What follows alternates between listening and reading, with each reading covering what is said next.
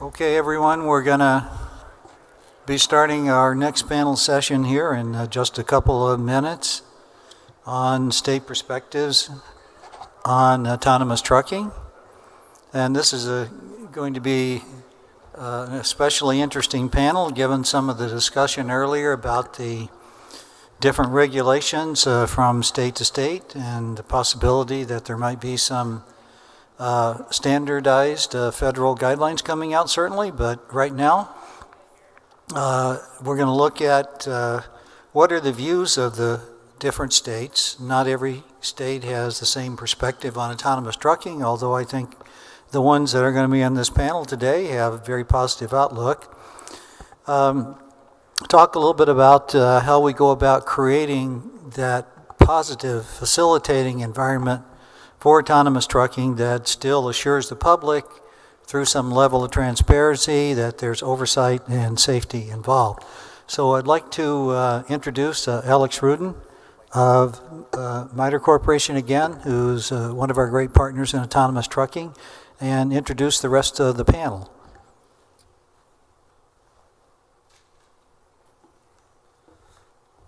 All right. I'm going to come up here and introduce these lovely folks to my left, and then I'll sit down and ask some questions. But as we've been doing all day, please think of questions as we go. Really fantastic group of state DOT representatives up here, and kind of a nice balance to some of the perspectives we were hearing earlier today. So excited for this discussion. I'll start with, I'll go down the line here. So Cory Johnson is the statewide Intelligent Transportation Systems Program Engineer for the Minnesota Department of Transportation Office of Connected and Autonomous Vehicles. He manages the engineering group that develops, tests, and deploys new and innovative connected and automated vehicles and ITS systems across the state of Minnesota. Cory is responsible for delivering both demonstration and full-scale operational projects that use all types of different technologies to improve the transportation system user experience. Next we have Eric. Eric Belford is the administrator of the Montana Department of Transportation Motor Carrier Services Division. Eric retired as an enforcement major in 2018 after a 29-year career in law enforcement, including 22 years in commercial motor vehicle enforcement. He became the Commercial Vehicle Operations Bureau Chief in 2018, a position he held until October 2024 when he was promoted to administrator for the Motor Carrier Services Division. Eric is the current president of the National Conference of State Transportation Specialists and vice chair of the International Registration Plan Board of Directors. Eric spent 9 years on the International Fuel Tax Association Law Enforcement Committee and served as the committee chair. Amanda Abruzzo is the Stakeholder Relations Manager with the Arizona Department of Transportation Motor Vehicle Division. During her 3 years with ADOT MVD, she has managed its autonomous vehicle program and led the state's connected and automated vehicle team. Amanda also sits on various AV committees, including the American Association of Motor Vehicle Administrators Automated Vehicle Subcommittee, coordinates Arizona's Blue Envelope Initiative, and collaborates with internal and external stakeholders on process improvement and overall communication. Amanda is passionate about collaborating to drive positive systemic change, supporting successful outcomes, and helping others strive to reach their full potential through positive leadership. And last but not least, we have Mike Kisse is the Assistant Division Engineer for the North Dakota Department of Transportation Maintenance Division. He holds a bachelor's degree in civil engineering from the South Dakota School of Mines and Technology and is a registered professional engineer in North Dakota. Mike has been with North Dakota DOT for 31 years. So thank you all for being up here. I'm going to sit down back here because this is more comfortable.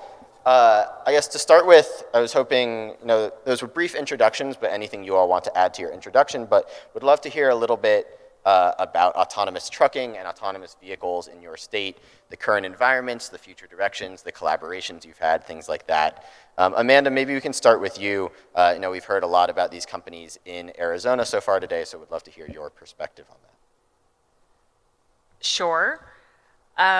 So in Arizona for autonomous trucking, currently we have 3 trucking companies operating in Arizona. Aurora just came back, so super excited about that. Thank you, Gary. We also have Stack operating along the I-10 corridor, I think 2 trucks a week. And then from a middle mile perspective, we do have Gaddick operating in the Phoenix metro area. So they're relatively new, and I think they will be doing driverless out sometime by the end of the year. I don't think I'm giving away state secrets.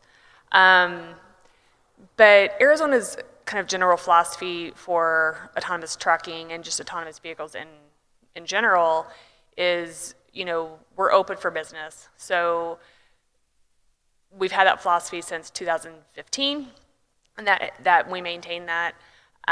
It's a great environment, so we welcome the expansion for Aurora and Stack and Gaddick and all the others. I don't anticipate that changing anytime in the near future. And maybe before we get these slides going, we can just go down the line. So maybe Mike will go to you next.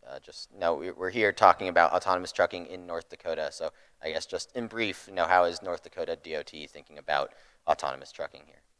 I think it would be safe to say that we are very inexperienced with autonomous trucking. We're here to learn. We have one trucking company that I'm familiar with, Kratos, is partnering with Cenex Harvest States, I believe, and they're doing a leader-follower vehicle in our agriculture industry and migrating across the border between North Dakota and Minnesota. And so I think that's just some of our experience to date so far. Eric? Yeah, so Montana, we're relatively inexperienced as well. We did have Aurora built a facility in Bozeman, where Montana State University is at, and they work in collaboration with them, doing some development.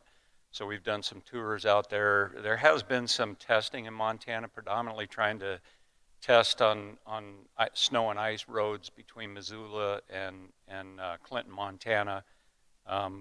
As far as long operations, we haven't had much. We do have a lot of legislation going on in Montana. We passed 2 bills in the 25 session. They're really split out. One is focused on autonomous vehicles. The other one's focused on platoons. And although the bills are very similar, the end results and what that will look like will be quite different. Cory?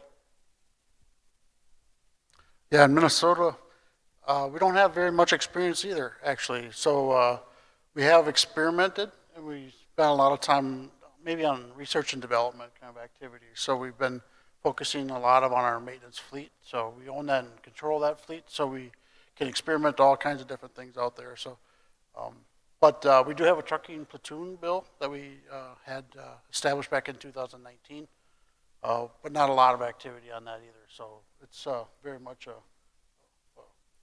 early stages of development there. Yeah, really. So I know a few of you guys have slides to share, just to kind of talk in a little bit more detail about what you just shared. So Amanda, I think you're up first. Works for you. Yeah.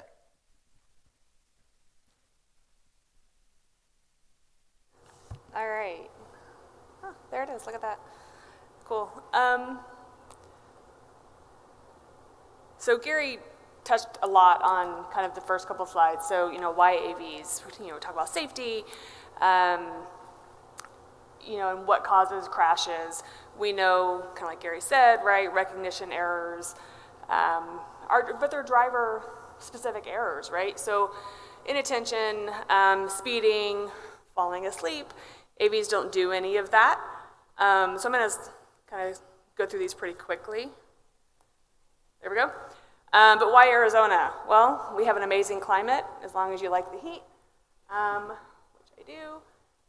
But we also have snow and rain and sleet and haboobs, our famous dust storms, which I think someone mentioned we had one a couple of weeks ago. So the cool thing about Arizona is if you want to test in it, we've got it, specifically heat, right? But we also have a great infrastructure. And in Phoenix specifically, when we talk about the city streets, for the most part, it's in a grid, so in very wide streets. So you can't get lost, unless you're my husband. But we also have a lot of proving grounds and testing. And then we have great freeway infrastructure as well. I'm pretty sure I'm supposed to say that since I work for ADOT, but don't tell them. What else? I want to go through the history a little bit because I think that's something that's important. And I mentioned our open for business mindset in Arizona, and that's been the case since 2015. But starting in 2012, to go through these super quickly, 2012 and 2013, we did have 2 legislative bills that did not pass. Our legislature and our Department of Transportation just felt we weren't quite there yet. But in 2015, Governor Ducey decided that we were. So he made an executive order that outlined the requirements for state support of autonomous technologies in Arizona. And they also created an advisory committee that was required. They met, I think, twice, but we now have transferred them into our connected and automated vehicle team meeting. Then in 2017, we did have legislation that allowed truck platooning, so we did do a little bit of that. I think that was with Too Simple, but don't quote me on that. That was before my time. And then in 2018, we had 2 additional executive orders. And then 1 piece of legislation. So the first executive order started addressing driver out testing for the first time in Arizona, and then also required the creation of the United States' first, yes, we're proud of that, law enforcement protocol. And Gary was probably still around for that, is my guess. So that was created by that executive order. Then the second executive order that Ducey signed at that point was to create the Institute for Automated Mobility for AV Solutions. So basically what that group does is they provide me, who has no technical knowledge at all, technical experience and from research, and to give me all of that tech knowledge that I don't have as we're talking about regulations. Then the legislation for that year was about personal delivery devices, which from my perspective at MVD has nothing to do with me. So we're gonna pass right on through that. Then in 2019 and 2021, 2019 we had another legislation passed for personal mobile cargo carrying devices. Also MVD doesn't regulate those. But then finally in 21, that's when we actually codified Governor Ducey's executive order into law, and that created Chapter 32 of our transportation statutes. And that, again, is just about autonomous vehicles. And then in 22, we had neighborhood occupantless vehicles passed. And then this year, I think there was a slide earlier about farm implementation. So this year we did have another legislation passed that will go into effect later this month for implements of husbandry that are autonomous. So that's kind of our very, very fast history of where we came from. So where are we now? We have a set process in Arizona. Can you guys hear me? Am I like too far away? Sorry. We have a set process in Arizona for autonomous vehicle companies when they want to operate in Arizona, and that can be for trucking or companies like Waymo. Or Tesla, most recently.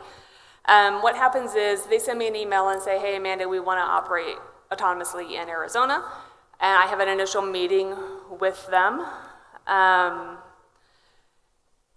Then they meet with our core CAV team, which is the Department of Transportation, so that's my boss and myself, ADOT Government Relations, the Governor's Office, and the Department of Public Safety, sorry. At that point, if we say that, yes, we're going to allow you to start testing in Arizona, then they send us a self-certification letter. That letter is very simple. It says 3 things: that the vehicle has an AV system, and it can and will abide by the state and federal laws, that the safety driver may be cited. I know this is not the right slide necessarily, but bear with me because, I don't like slides. So the safety driver may be cited, and that the safety drivers and monitors, so the remote monitors who are off-site, must be trained employees of the AV company. Once we get that, then we send them an acknowledgement letter.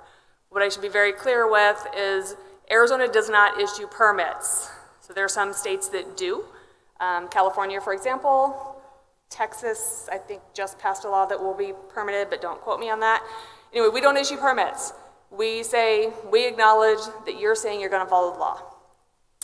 What we also do ask that they do, though, is meet with me every quarter. So we have ongoing conversations about how things are going. And then we also ask that they report all crashes or incidents directly to us through the Department of Public Safety, in addition to reporting to NHTSA, which they're required to do.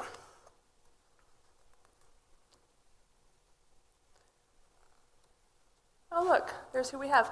So we do have these 4 companies currently operating in Arizona. We talked briefly a minute ago about Aurora, Gaddick, and Stack. And then Waymo, of course, I think is, everyone knows, we have them in Phoenix. Torque also, Torque Trucking used to operate along the I-40 corridor up north. They're not there right now. And then of course, we had Too Simple in the past as well. Moving on a little bit more to the process. Nope, not going there yet. Sorry. When they are ready to pull the safety driver out of the truck, again, they're already meeting with me, and so, Aurora, for example, we're getting close. But they tell me in one of our quarterly meetings that, hey, we're ready to start thinking about pulling the safety driver out and being, autonomous only. So then we kind of go through this process again. So they're going to meet with me, they're going to meet with our core connected team, and then they have to re-self-certify with a couple of extra things they have to say. They have to say that the AV system, not just the vehicle, is in compliance with all federal laws. They have to self-certify that the AV will obtain a minimal risk condition if for some reason, it cannot perform all of the dynamic driving tasks. They have to self-certify that the vehicle is capable of complying with all the laws, and if they fail to do so, whoever signs that self-certification letter can be cited with a traffic citation, just like you or I could if we did not drive appropriately. And then they also have to self-certify that the vehicle is properly registered and licensed and insured. At this point, they also have to, by statute, submit their first responder or law enforcement interaction plan. And that has to comply with the law enforcement protocol that was developed by the Department of Public Safety. And then we issue that new acknowledgement letter that says, yep, you're good to go, you can start operating without a safety driver. Aside from kind of that process in Arizona, I mentioned a minute ago, we have the Connected and Automated Vehicle team. That is myself, the governor's office, Department of Public Safety, representatives from Arizona State University, University of Arizona, and some other municipalities and stakeholders.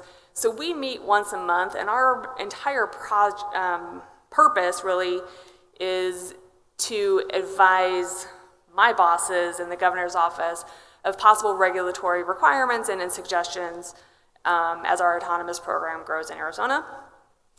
The other thing where we are today in Arizona is I created about a year ago a first responders working group to get the information about what they're seeing on the roads, what pain points they have, and so we can then have a dialogue between myself as a regulator, law enforcement and other first responders, but also the AV companies, right? We feel that's really important. And then I also track all the crashes and incidents, which is interesting. All right, so lessons learned. I'm almost done. Lessons learned. First thing is communication is absolutely key, and this is part of why I created the First Responder Working Group. That was a group of people that we were not engaging in any real way. The AV companies were, not saying you guys weren't because you absolutely were, but us as regulators, we weren't really having a lot of dialogue. What we were also seeing across the country is first responders were seeing those non-crash incidents that I'm not tracking, right? So if a autonomous vehicle drives through a crash scene, it's not being reported to NHTSA. It's not being reported to me as a crash because it wasn't. But those are definitely pain points that our first responders are seeing. So communication is really key. Collaboration with the manufacturers and the various levels of government, hand in hand with communication. One thing that, my philosophy personally and professionally, but also Arizona's, is if we're not collaborating, we're not doing it right, right? If we want autonomy to be successful in our jurisdictions, as companies, if you want autonomy to be successful, you have to have a positive working relationship with the stakeholders around you. And I think someone on the last panel mentioned we've seen when that didn't go well for some other companies. So collaboration is key.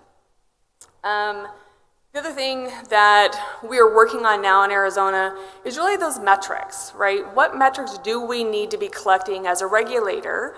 Which metrics does law enforcement need to see to make sure that we are able to affirm that, yes, this is safe technology and we're ready for it to expand.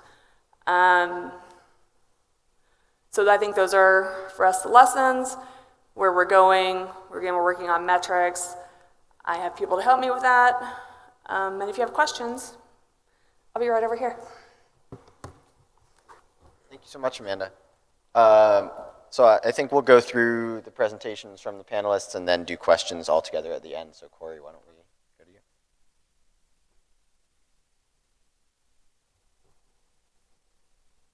Yeah, good afternoon, Cory Johnson, Minnesota. And when I start talking about Minnesota, I guess first thing we gotta remember is that I'm in the Department of Transportation, so we have actually had two departments actually looking at this problem a little bit more. We actually have my role in the department as focusing on collaboration and research, but that's also some other people in the department are looking at overweight, oversized permitting, as well as Department of Public Safety. They do a lot of our law enforcement and all that work over on that side. But I'll just work on collaboration for now. But in Minnesota, collaboration actually starts for us with this Governor Council. So back in 2018, the governor set up this council, start looking at this issue of connected and automated vehicles. And when they lumped the two topics together, they actually also lumped electric vehicles in there as well. But through the years, we've been able to focusing down to a lot of focus on autonomous vehicles. And a lot of that has to do because of the subcommittees and the interest of these volunteers that are appointed, or some of them are appointed, but most of it is volunteer work on the subcommittees. And I'll point to one of the subcommittees, and one of the topics that they focus on this year was the fact that we don't have an AV policy framework in Minnesota. So we spent a lot of time trying to figure out what should we be asking for, what should be our response. So we actually have done quite a bit of work this year, past summer, or spring and summer and fall, and we certainly expect to have some sort of a legislation or some sort of a bill available to the next session here. So next spring, we're hopeful that we'll have some draft language that might actually make it through. So we've done a lot of work in trying to do our background, some of our homework work there. You can see some of that up on the time frame here through the years, or through the months. Specific to freight or commercial vehicles, we reached out to a couple of our industry leaders, and we didn't get everybody, but please, we'd love to get more opinions on that. But we also leveraged our freight office communications and organizations that they have in our freight office and the DOT side of that business. So there's a freight advisory council and some other things that we've reached into and tried to get a good opinion on. We've developed some resources already to help identify some sort of a legislative educational effort. I hate to use that, but it really turns into kind of an education, bringing everybody up to speed on where are AVs in Minnesota, get them kind of a baseline background there. So there's some links here. I can certainly share the links here in our presentation afterwards, but I'll also point to next spring. We're expecting to do some sort of an AV tech demo in front of the Capitol, try to reinforce that where we're at and build on that educational piece. So if you're looking for something to do in Minnesota in March, that's the place to be. I mentioned a little bit earlier about our platooning efforts. We really haven't seen too much activity on that.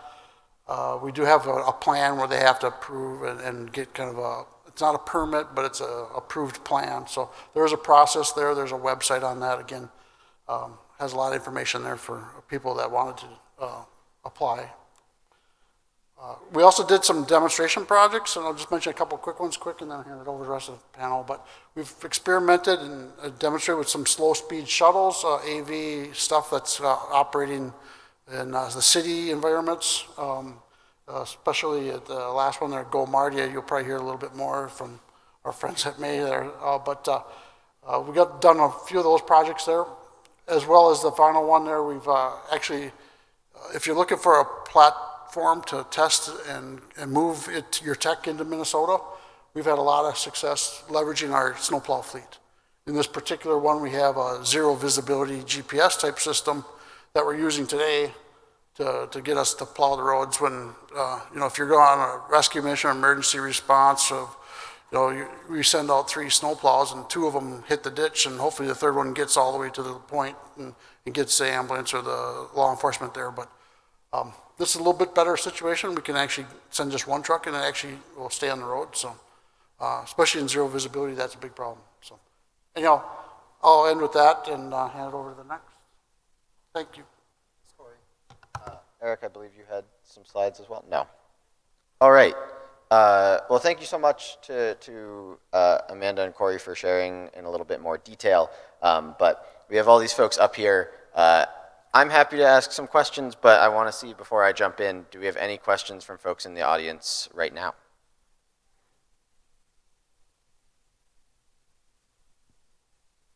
Okay.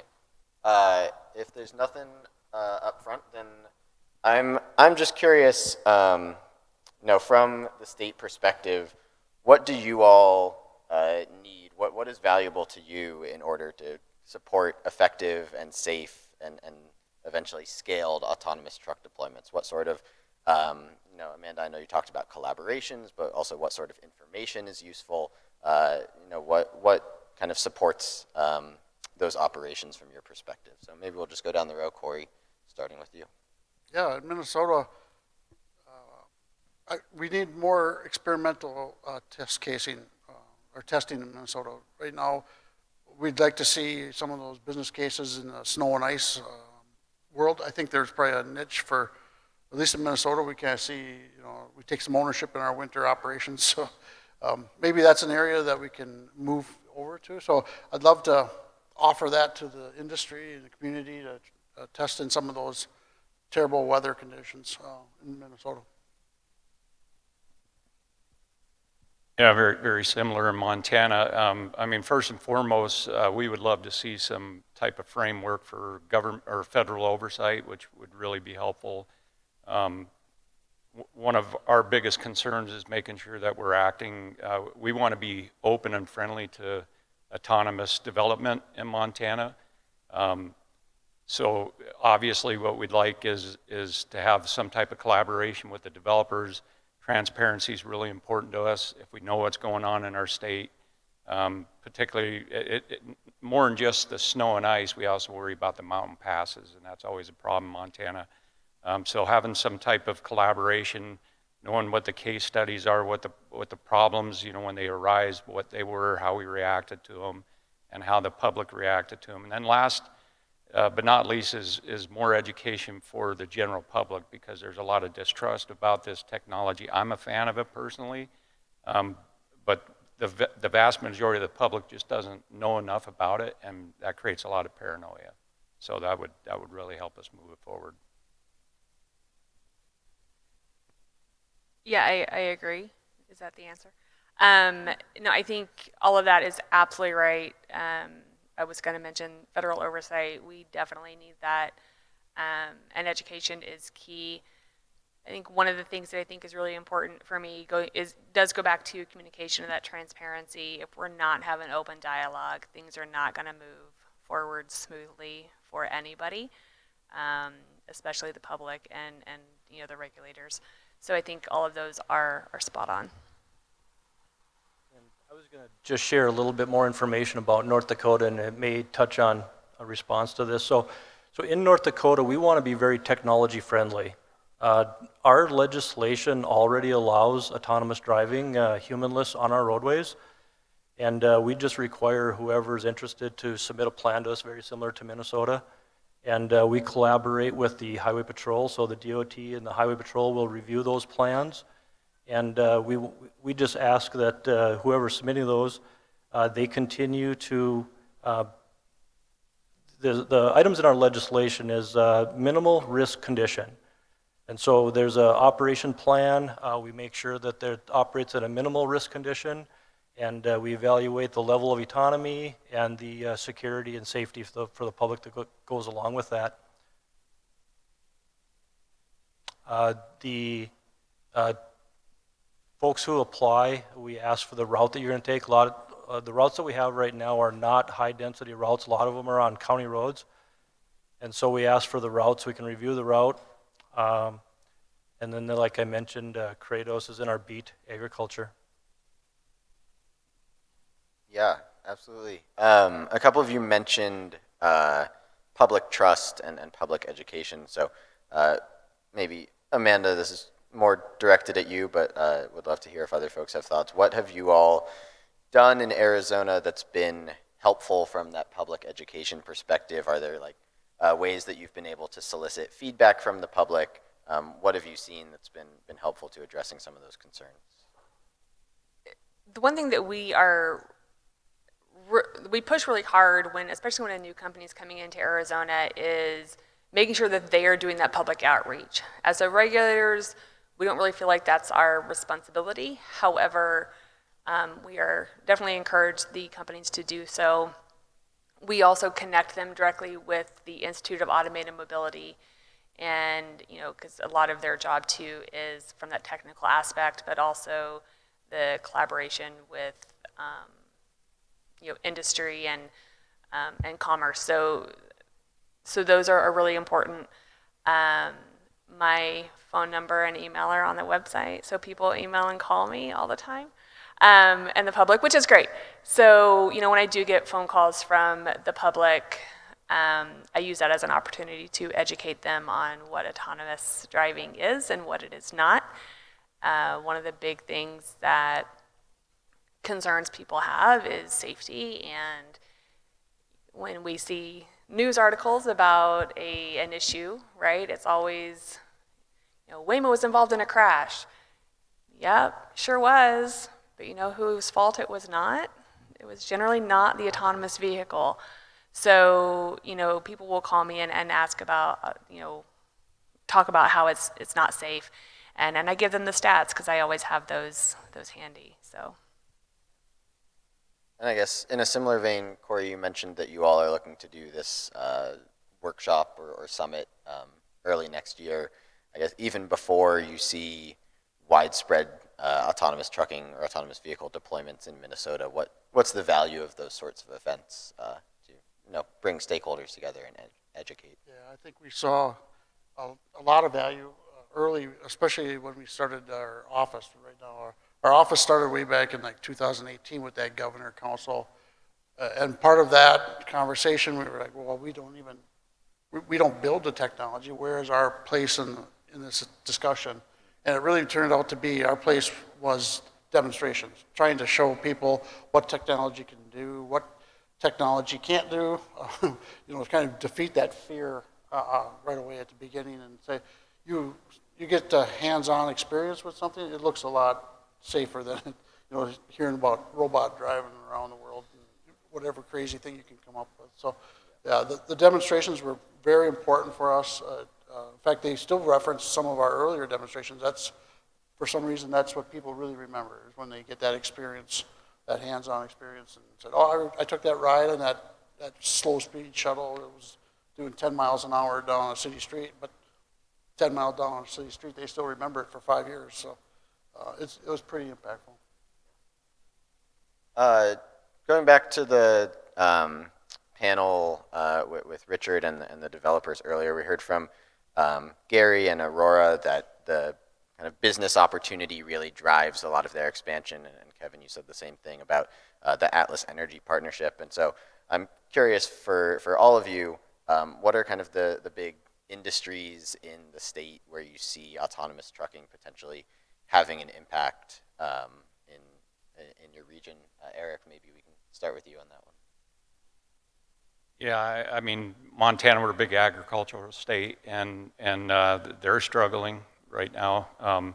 Moving commerce obviously is moving our economy, and any way we could get agricultural stuff moving in our state's super beneficial. I know North Dakota is doing it with the seed potatoes, and they're doing it in a platoon fashion.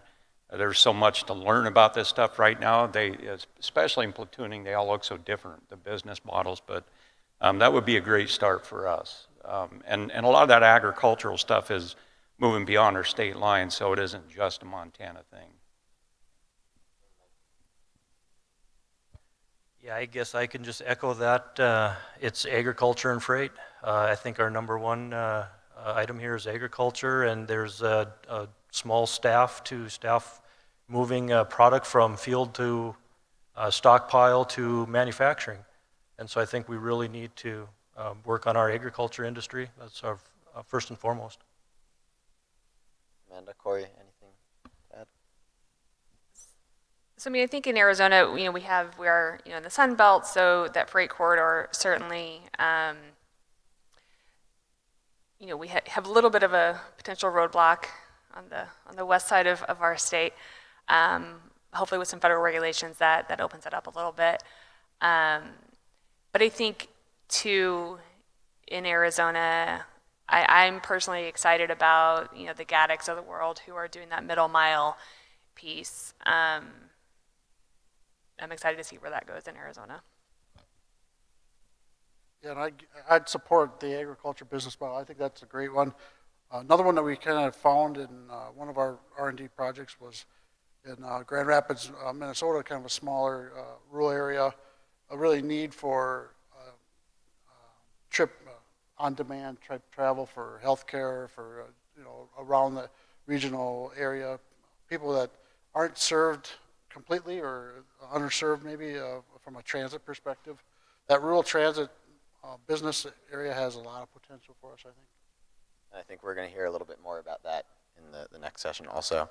I think the last question I had before I kick it back out to you all, a couple of you have mentioned wanting to establish policies or regulations that are very open to innovation and kind of driving the technology forward. I'm curious how you think about balancing that with folks who may have concerns about data privacy or security of these technologies. I think, Amanda, you also mentioned that Texas just put a new process in place in part because of some of those concerns. So I would be curious to hear all of your thoughts on kind of the balance between driving the technology and the innovation with some of those kind of privacy concerns. Yeah, I think in Arizona, because we are very open and we don't have a ton of regulation behind it yet, and don't know that we're looking to make it much more stringent. However, I think part of that comes into is asking the right questions and not expecting to get the world right.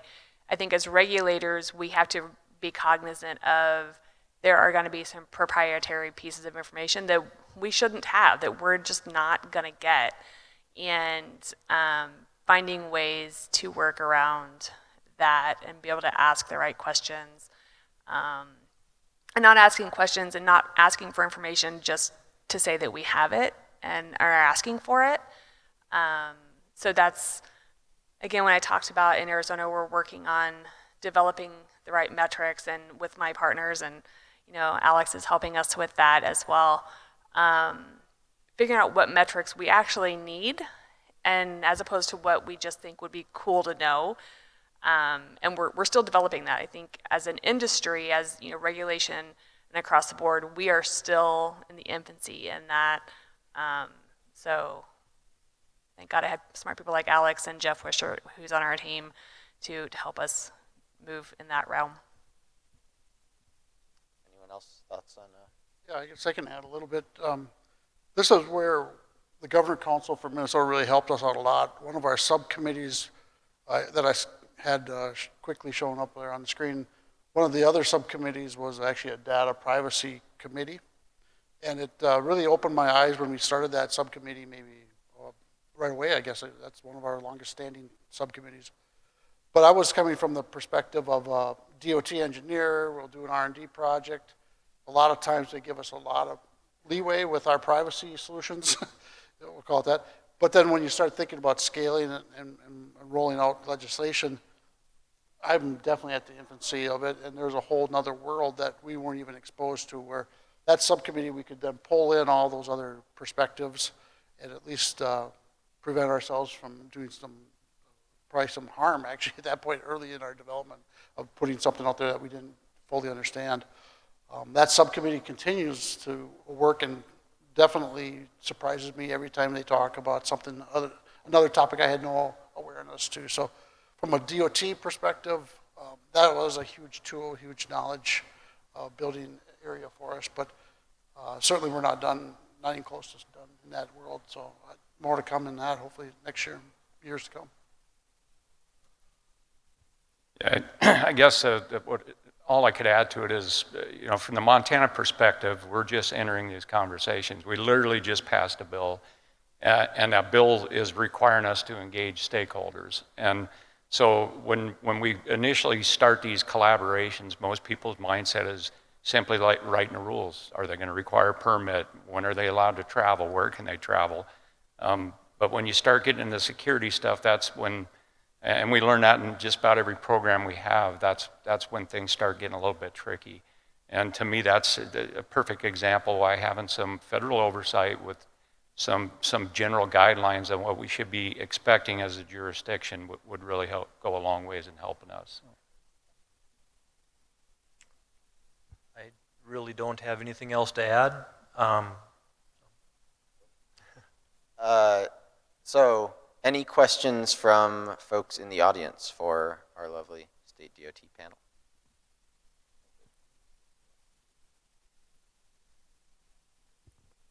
Thank you. So this is to Arizona, since they seem to be the seniors on the panel. So my question is, in terms of infrastructure readiness, were there any upgrades that needed to be done on the routes that they were testing the AVs? For AVs, any upgrades to the roads that needed to be done to support? Okay. Great question. No. So, I mean, as all Department of Transportation, we're always enhancing our roads. But the conversation I've had with virtually every AV company who's come into Arizona is we ask that question, right? What do you need from us and from our Department of Transportation to make sure that the infrastructure is conducive to you operating? And, I think Gary alluded to it earlier, great roads and better infrastructure is always lovely to have, but they do not expect us to do anything differently to make them operate on the roads. So we haven't done anything new other than having more communication, right? If we're going to have a closure, we let the AV companies know. Cory, anything to add? I can add a little bit to that from our perspective. We were having troubles even just providing lane lines and good smooth pavements. Right? When they've done testing, they were like, well, we want smooth pavements so those shuttles or whatever tech doesn't bounce around. And yeah, it looks great today, but then go through a winter with it and all of a sudden this big pothole shows up and all of a sudden that's exactly in the wheel track. Well, not only does the shuttle hit that exact spot every single time they drive on it, but so does half the people driving on the road. So it wasn't maybe so much anything new that we had to do. It was probably a need to improve our level of service on some of the stuff. A lot of the same kind of goes with our lane lines, right? So the lane lines, we've been pretty lax a days ago with restriping and presence. On the interstates, probably not a big deal, right? Interstates are a higher priority. A lot of people, we prioritize those lane marks. But those lane marks on lower volume roads, we try to get an extra 2 years out of the thing. Maybe we can't do that anymore. So it's not so much anything new, but it was more of a improved level of service on a couple of things there that we were starting to see pressures on. But again, there's all kinds of pressures, right? So it's a priorities question for us. Other questions? I have a question. So in regard to some other concerns people have with the autonomous trucking industry, with job outlook for those who are already CDL drivers, is there any legislation or collaboration with the state Congress that you have been in discussion with to help either educate people who would be transitioning into careers, or is there any educational programs that you guys have been in support of? In Arizona, I am part of another committee with Pima Community College out of Tucson, and they have a specific certification program currently for exactly that, right? Drivers who may have been driving previously, but now they're going to want to transition into the autonomous piece of it. We do have a member on one of those subcommittees out of Missouri, and I can't remember which university or which school out of Missouri. So I know there are some. From a legislative piece, Arizona's not looking at anything like that. I don't know about any of my panel members, though.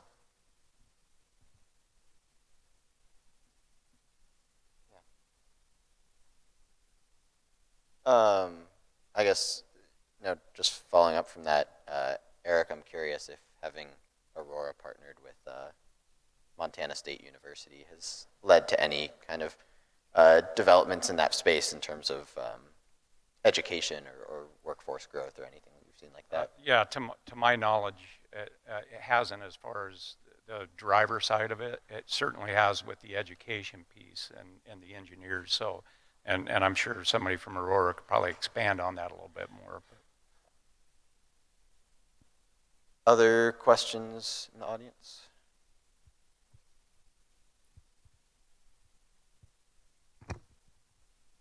Hi, Ben Lewis. Thanks for the panel. Just a quick question about engaging other agencies beyond sort of the 2 or 3 that tend to come up, like DPS, DOT, DMV. What does it look like kind of bringing in those other agencies, stakeholders within them, and kind of educating across the other aspects of the state government groups? For me, one particular interest are like the regulators of insurance, where I come from, my background. So like the Department of Financial Services, DOI, Department of Insurance. Just what does it look like engaging with those other sort of second level agencies that have a vested interest in this, but aren't sort of the tip of the spear like those other ones we've talked about? So I think the question was engaging with stakeholders that aren't maybe the developers themselves, but are other organizations with an interest in how these technologies will be implemented and deployed. So insurance companies, for example. Great question. As far as the insurance industry, I haven't engaged with them, so thank you, because I will be. Because I do get that question a lot, right, from AV companies and the public of, what is the insurance requirements? Well, their insurance requirements are just like my insurance requirements. But I anticipate that could change over time as we, learn more about the autonomous industry. With the connected and automated vehicle team, some people have reached out to me and asked to be on it. I have a member of the FBI mass terror, team on my team, and local jurisdictions. So a lot of it's just kind of ad hoc, right? If we have technology going into a new area, we'll reach out to them, or they'll reach out to me. So they're on some of the meetings, some not. So there's definitely room to grow, at least in Arizona, for that. Yeah, and I guess what I would add is, because we're actually developing that piece right now, and the insurance companies did reach out to me and ask to be part of that engagement. The thing that's been helpful in building what that engagement group would look like is just visiting with Zeke, for example, from the state of Texas, has been instrumental in helping develop who those folks are. And because it was a pretty popular bill this last session, got a lot of attention, that just got people reaching out anyway, wanting to be part of it. And it isn't just the Department of Transportation that's responsible for the engagements. It falls on both Department of Justice and Department of Transportation. So we're actively working together and building those engagement groups. Yeah, I think this is an area that we can always need more input on. Stakeholder engagement, all of our area needs a lot more time and effort to really develop relationships. It's Like in private industry, you'd be called a customer. In public agencies, they're stakeholders, right? And so you can never really get enough time in front of your stakeholders. At least from my chair, it always seems like that's a time that is always a lower priority for some reason, at least in my chair. And anytime you can get a chance to get out in front of people, it's important. So trying to find those people, number one, it's hard. Number two, it's, again, it's a low priority in a lot of cases, unfortunately. So, yeah, events like this help to try to get out and reach out to people and hear what's going on. But I know a couple times we've tried to reach out to our local city and counties, DOT even, and something as simple as that. We have great organizations to reach out to them. We still can't get out to them enough. So we don't have those kind of organizations set up, or those communication trails set up with a lot of our industries yet. So we'd be open, at least in Minnesota, to establishing those relationships and hearing a little bit more about those stakeholder needs. And I would only add that I think in North Dakota, we're such in our infancy yet that we probably haven't reached that stage. And we're primarily just working with our internal government entities, our legislative group. Obviously, when the public hears something's coming forward, they're reaching out to their legislative group. We're trying to educate and include the legislature, and having our internal communications with our personal stakeholders. And I wanted to add just one more thing about the stakeholders. Just because it's a slippery slope, if people want to be part of that engagement group that we put together, they have every right to be part of that. And so, and I'll just say the labor unions are, by and large, have been a little bit of a squeaky wheel on autonomous CMVs, certainly in Montana. So that's something. They have a right to have a seat at the table and have a voice, and it's up to us to hear everybody out and then make responsible decisions on what those rules are going to be. So not everybody's going to be happy when you come out of those. So it could be a little tricky, but it's important people have that opportunity to express themselves. Thanks. Any other questions? We have one up front here. Oh.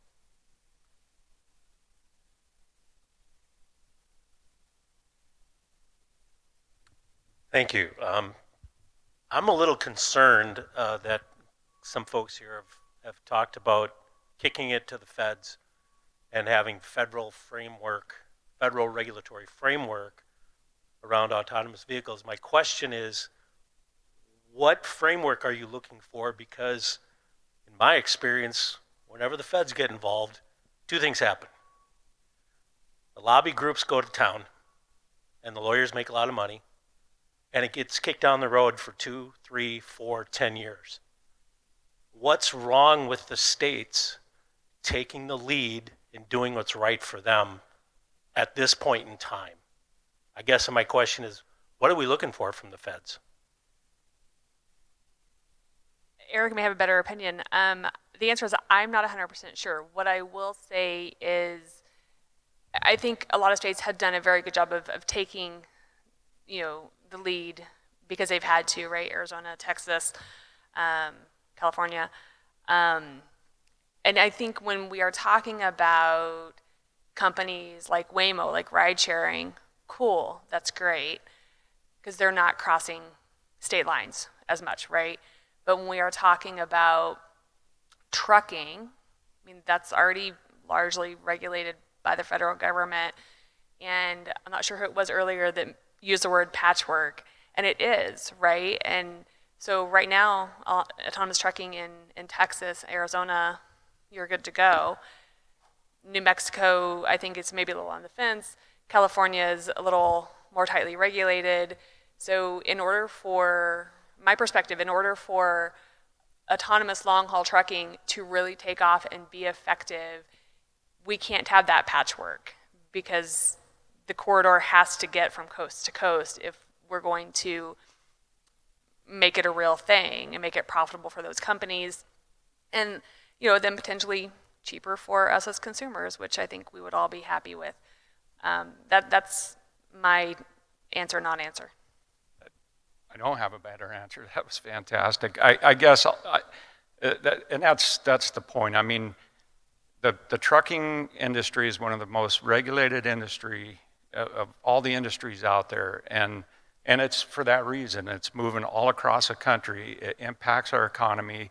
You look at that, the bogged down supply chains. If you go to Long Beach, California, it's just full of them, and there's a reason for that. And this offers all of us across the United States the ability to do this. But what we don't have right now is consistency, and you have states that border each other that have laws that nowhere come close to mirroring each other, and it makes it very difficult for the carriers, the developers, to be able to navigate that. So that's where some, and you're right, I mean, it gets cumbersome when you're working with the federal government, but we really do need them on this just to be able to provide that, just like we do in all the other arms of commercial transportation. All right, I think we have time for one more question, if there is.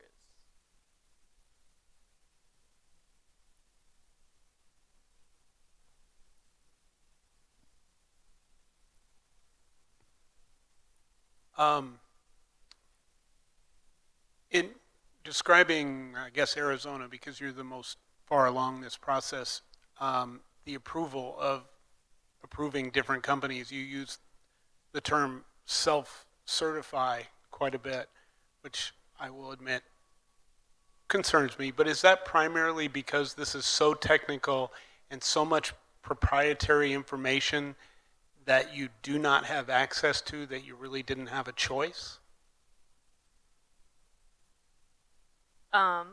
So maybe, right? So when we started that process, you know, that was 2015 is when the executive order was signed.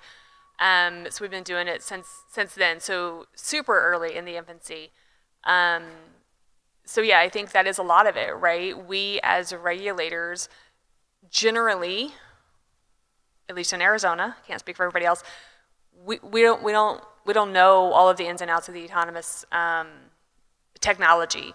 So we do have to some level, rely on those companies to say that, yeah, we're gonna follow the laws and we're gonna do these things. And then, you know, it's that trust but verify philosophy, right? That's why I track all the incidents, why I meet with them every quarter, at least every quarter. If there are issues that come up, they get a call from me, which they never enjoy. I'm not that mean, I promise. But you know, they also know that something comes up, they have to call me first. So yeah, we're still learning the technology, and I think as regulators, as we learn more about it, maybe we'll get more stringent and it will be less self-certification. But in 2017, it's what we had. All right. Well, thank you so much to our panelists. Really appreciate you all being here. Several of you flying in here. Let's give them a big round of applause.